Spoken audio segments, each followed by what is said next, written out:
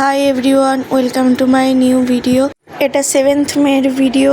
সেদিন আমার জন্মদিন ছিল। আমি জন্মদিনের দিন কি করি তোমরা দেখো। সকাল সকাল 5টার সময় উঠে আমি বেরিয়ে পড়েছিলাম একটা জায়গায় যাওয়ার জন্য। তো তোমরা দেখো আমি কোথায় এসেছি। এতক্ষণে তো দেখে তোমরা বুঝেই গেছো আমরা কোথায় যাচ্ছি। এদিকে তো আমি স্টেশনে পৌঁছে গেছি। তারপর হেঁটে হেঁটেই যাচ্ছি। এইদিকে ফাঁকাই ছিল, কারণ আমি সকালেই গেছিলাম।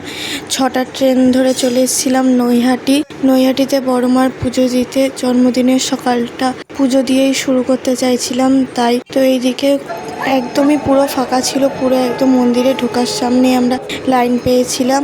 তারপর আর সমস্ত কিছু আমি বাড়িতেই নিয়ে এসেছিলাম, তাই সমস্ত কিছু ঝুড়িতে সাজিয়ে মন্দিরে ঢুকছি।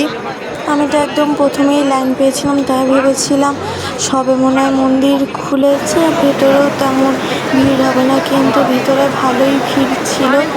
আর এইদিকে মায়ের মূর্তিটা কি সুন্দর লাগছিল দেখো। আর আমরাই লাস্ট লাইন ছিলাম। ভেতরে আর কোনো ভিডিও করিনি, কারণ যেহেতু পুজো দিতে গিয়েছিলাম, তো মন দিয়ে পুজো দিয়েছি। আর অঞ্জলি দিয়ে বেরিয়ে আমরা একটু গঙ্গার পাড়ে যাচ্ছিলাম। তারপর একটু গঙ্গার পাড়ে কিছুক্ষণ দাঁড়িয়ে, খুব বেশিক্ষণ দাঁড়িয়েনি কারণ খুব রোদ ছিল, একটু দাঁড়িয়ে ছবি কয়েকটা তুলে তারপর আমরা চলে এসেছিলাম বাড়ির দিকে যাওয়ার জন্য। বাড়িতে এসে খুব ক্লান্ত হয়ে যাওয়ার আর ভিডিওটা কন্টিনিউ করতে পারিনি। তো এসেই আমি শুয়ে পড়েছিলাম বলতে ঘুমিয়েই পড়েছিলাম। আর এদিকে মা অনেক কিছু রান্না করেছিল, আর আমাকে আশীর্বাদের জন্য এদিকে মিষ্টি পায়েস ধান দুপুর দিয়ে রেডি করা হয়েছিল। তারপর আশীর্বাদ, মা বাবা দাদু ঠাকুমা সবাই আশীর্বাদ করার পর এদিকে আমার অনেক কিছু দিয়ে খেতে দিয়েছে। এবার এত কিছু তো আমি আর খেতে পারিনি, সবই একটু একটু করে খেয়েছিলাম। আর তারপর বাদবাকিটুকুনি ভাইকেই দিয়ে দিয়েছিলাম, কারণ এতটা খাওয়া আমার পক্ষে অসম্ভব ছিল। তারপর দুপুরে খাওয়া দাওয়া করার পর সন্ধেবেলা আমি কেক কাটিং করার জন্য হালকা একটু ডেকোরেশন করেছি, তেমন কিছু করিনি।